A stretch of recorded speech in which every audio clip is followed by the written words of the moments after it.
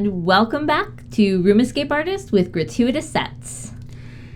If you haven't seen part 1 of this, we've had a whole bunch of Room Escape Artist readers writing in and submitting questions about set design for and just escape rooms in general for the Gratuitous Sets folks. This is part 2. This is the rock episode. So many rock questions, so many rock answers. So if you haven't seen part 1, you can start there. And if you are here and ready for part 2, let's go. You can also just skip part 1 because this is the one with rocks. What are your tips on building realistic but durable rocks? This is from a reader who says that creating rocks is her nemesis in set creation. Stone is a big deal. Let's start out this way. There are 17 different types of stone processes. Well, 3. It's a prime number. It's definitely got to be a prime number. There are things that are available. From garden centers, you can buy plastic, either like very heavy vacuum formed rocks or fiberglass rocks that are designed to be bolted to the floor.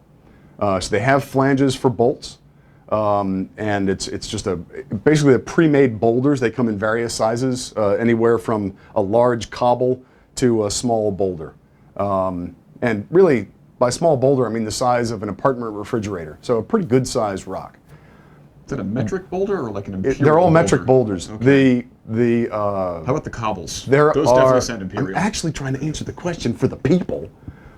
There are, again, I've talked about this before, but polyurethane stone, expensive, but if you're looking at covering an entire wall, they come in 4x8 panels, they key together, they look fantastic. We use those in the Mayan Temple. So if you go back to the Mayan Temple build installation videos, you can see those. And forgive me, I hate to keep referring back to other videos that we've already done. The other is what we did in Egyptian pyramids and a bunch of other stuff, which is where we use MDF or Medex, and we carve and chip that into what appears to be quarried stone blocks that have chips and rough edges and bits of distress and stuff like that. And then I make a special multi-flex stone coating that is basically, it's countertop grade, fire rated to class A, tough as nails, and you just spray it out of a hopper gun like a texture gun, so you can cover large areas really quickly. If you were trying to use that over carved foam, so if you're going to carve EPS, expanded polystyrene, then you need to epoxy coat that first.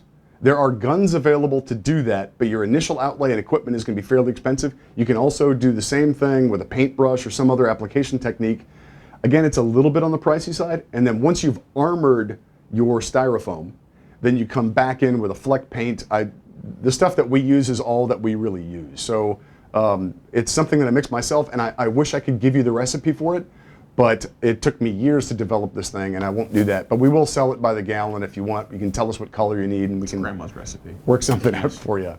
It involves Hidden Valley Ranch somehow.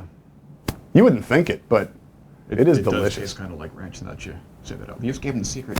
Going back to an earlier question about bang for the buck, stone is not bang for the buck in my opinion. Stone, everything I've seen of like, oh, it's a cheap way to do stone is like, that's not going to be durable. Doing the old theater stuff and the film and TV stuff we used to do, there are plenty of ways to do stone that are going to look fine for a camera, but as soon as someone has to interact with it, it's not thick, you can immediately touch it, and it feels wrong, and it feels even wronger than like William Shatner's Star Trek wrong. It's just wrongest, wronger, more wrong? Wrongier. Wrongerly?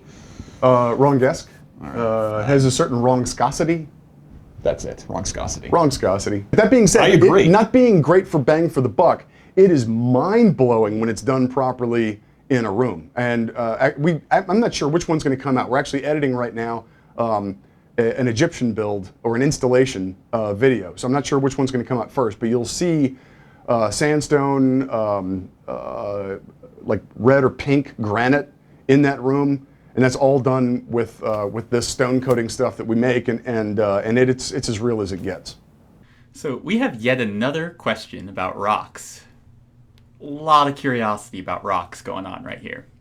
Because they're people's nemesis. They are. So if you have coated foam and you want to make it look like rocks, what techniques and best practices do you recommend for that? And we're not just talking like small rocks, we're talking like making full walls, maybe for like a mine shaft or a cave. For carved EPS, expanded polystyrofoam, carved styrofoam, and I'll actually send you a picture, here it is, of, this is an ice cave that we carved. This same cave could be epoxy coated and then just painted with a flat white paint to be a durable ice. That could work. Another technique is to use 2 or 5 pound expanding rigid urethane foam with different amounts of urethane pigment in it, and then it's literally just dripped on the walls. And that dripping gives a really nice cave texture, stalactites, stalagmites, that kind of thing. If it's supposed to look like an igneous or a sedimentary rock, your technique is going to change. But you could still use those same products. And then the stuff that we just talked about those different types of stone and coatings and stuff like that. I'm not sure if I answered that well at all. Stone. It's Nemesis. Yeah, it's Nemesis for a reason, because it is nigh impossible to do both cheaply and well. It's kind of the good, cheap, fast, pick 2, only 2. But when it's done right, it's beautiful stuff.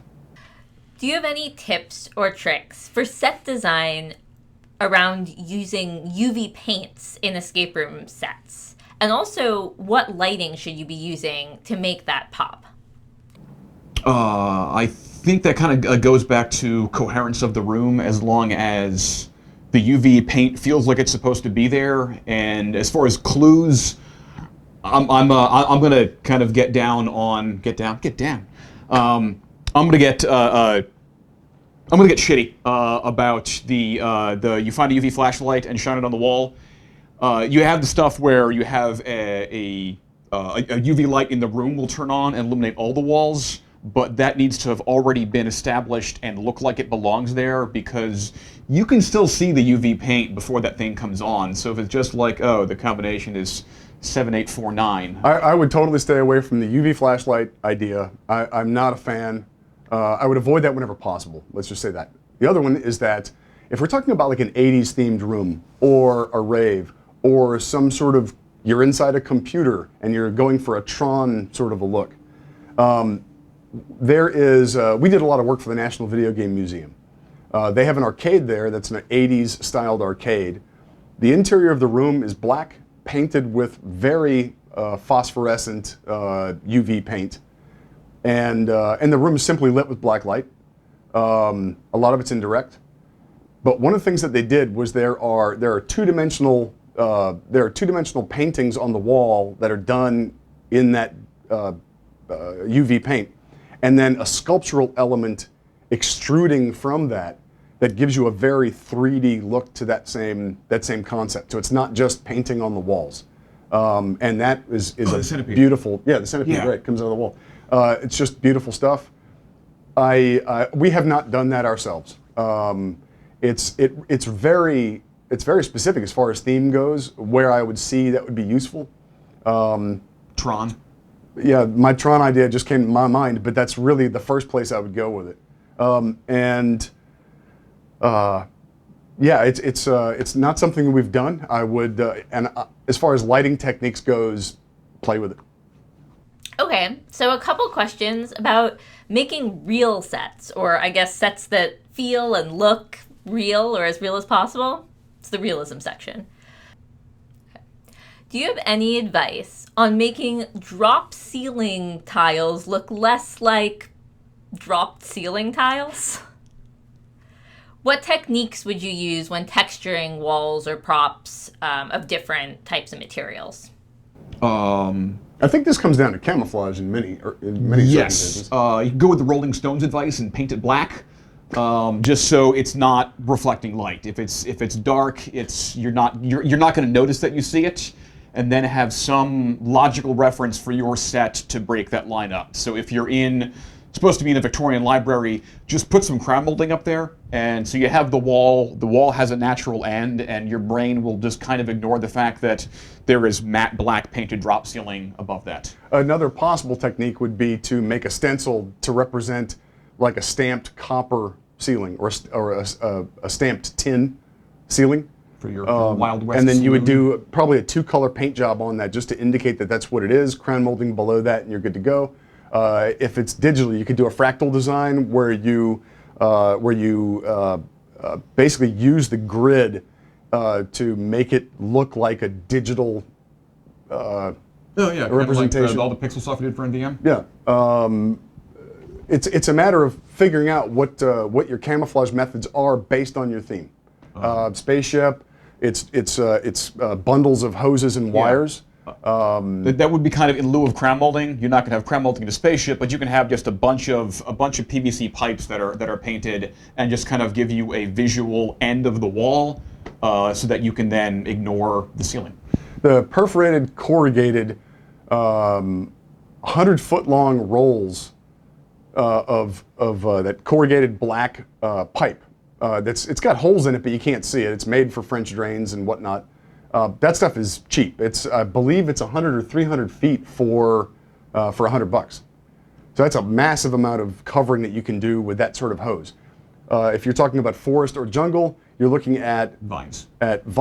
And we have a technique that we have in one of our videos for making very realistic vines. Those are interlaced in a camo net.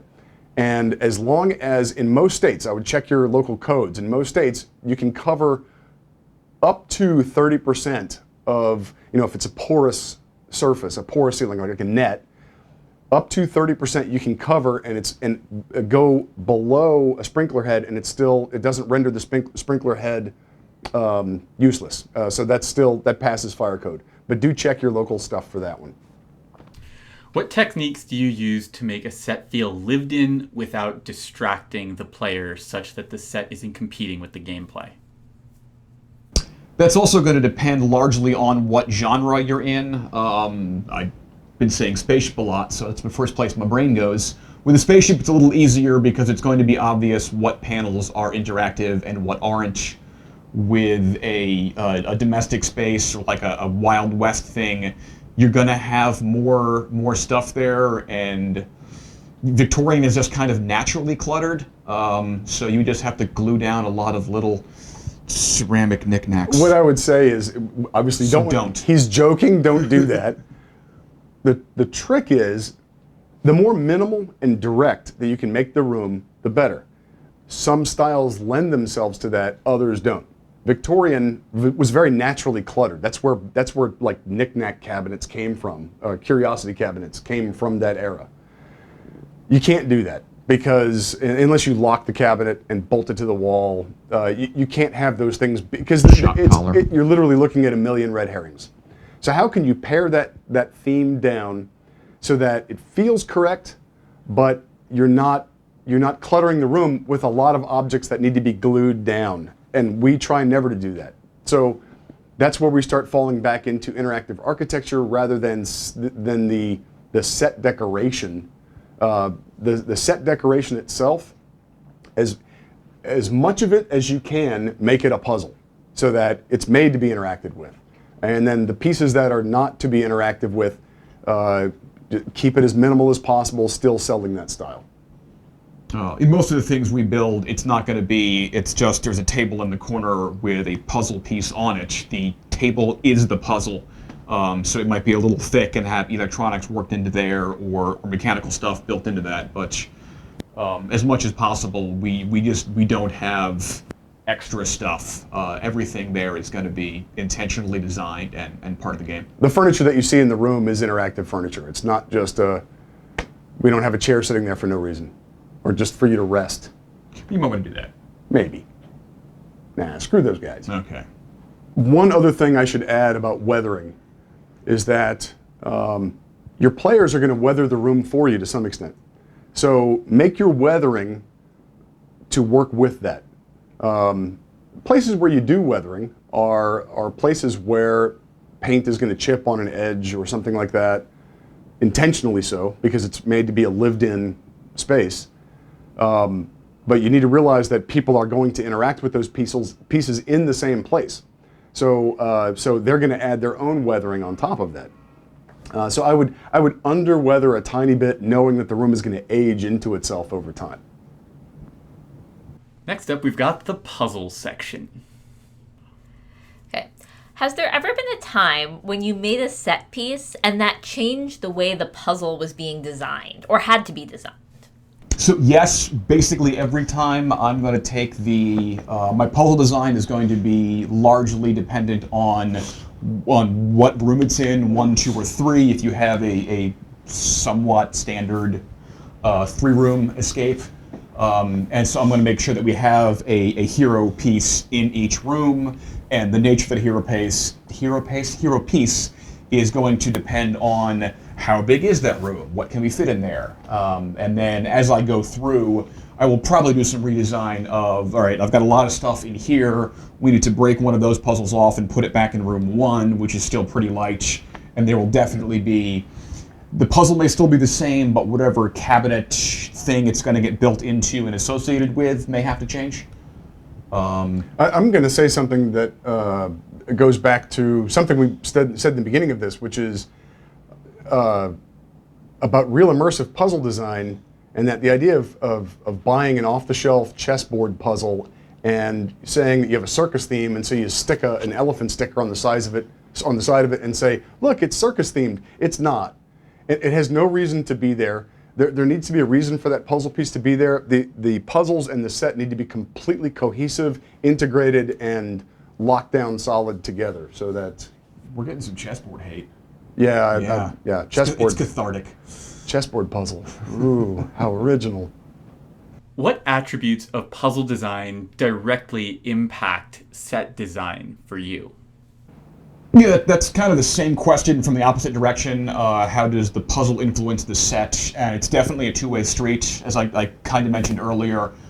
If we have too much puzzle content in one room, we may have to break some of that off and put it into another room. And also depending, we've done this on a couple of games, if we get the floor plan and you have a large room and a small room, it may be that the owners had kind of just in their minds intended to start in the large room and go to the small room. And we may find that it's better if we can reverse that. If that works for their customer flow, then we can change it around if whatever theme should have the more space devoted to one side or the other of the puzzle stream. We did a piece a while back. Again, this is on video. We did a piece called The Triple Threat. It was a Houdini room. It was Art Deco in style. We knew we were building a cabinet. We knew that cabinet had 3 puzzles built into it. One was on top, unlock the main doors, crystal ball appears. Actually, there was a cube puzzle. You had to put cubes in a specific order in a specific way. That unlocked a button. When you fire off that button, a hologram shows up and gives you a clue for the final puzzle. That entire cabinet was designed around what was going to go in it.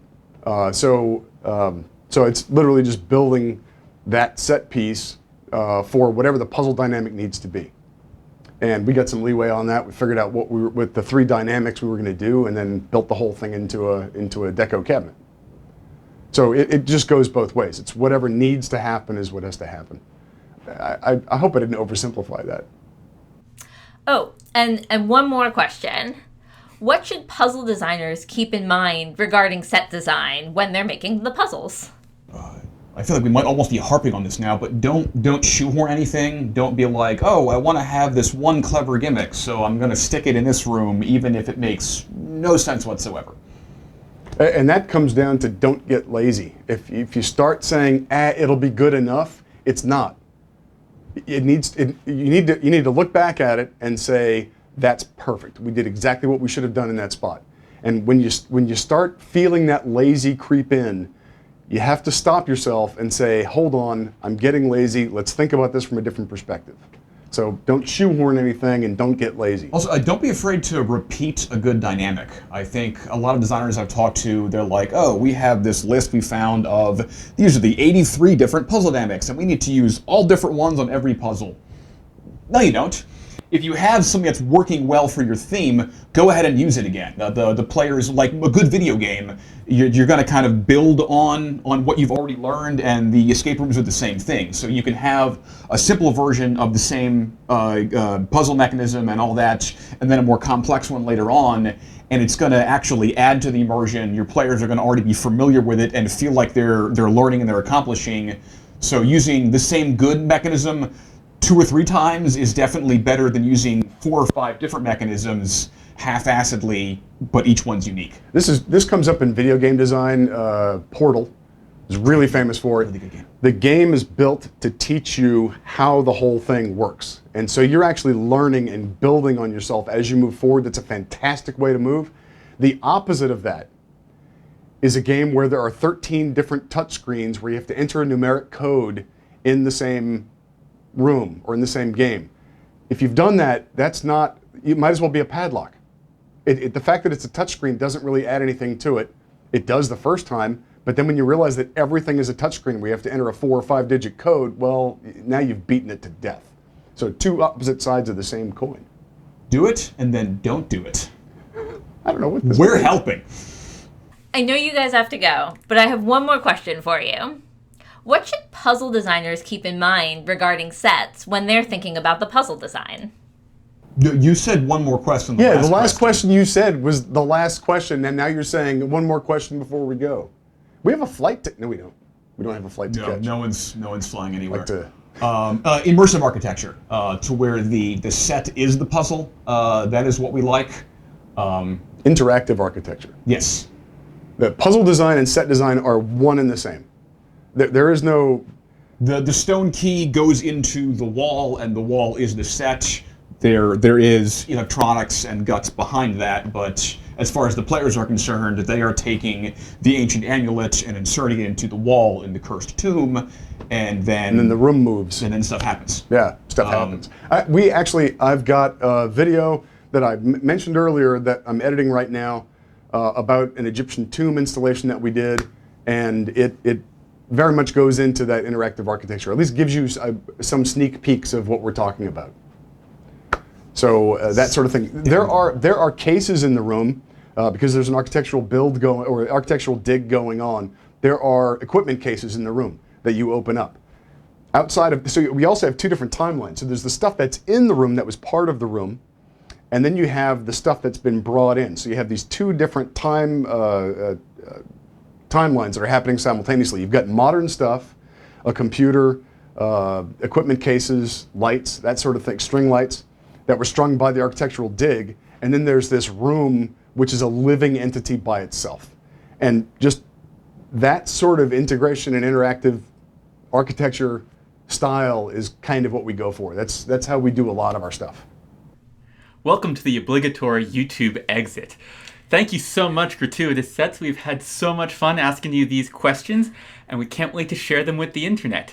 And we really can't wait to hear the answers to all of these questions. Seriously, because we're not asking these actually one-on-one. This is all internet magic. It's all a lie. But you should like and subscribe to Gratuitous Sets. You should do the same for Room Escape Artist, and you should go to realityescapeconvention.com, sign up, register. Did we mention that the event is free, and it's August 23rd and 24th, and it's for anyone and everyone who is interested in escape rooms at all? And did we mention that they make really, really cool sets? Yeah. You should watch their YouTube channel. Yeah, it's a pretty good channel. Guys, that was actually a lot of fun. Thank you very much. Yes. We have enjoyed living the lie. And if you could, David, just a quick reminder, your mom still owes me money. If you could, just have a little talk with her. It'd be great. This is why we can't have nice things.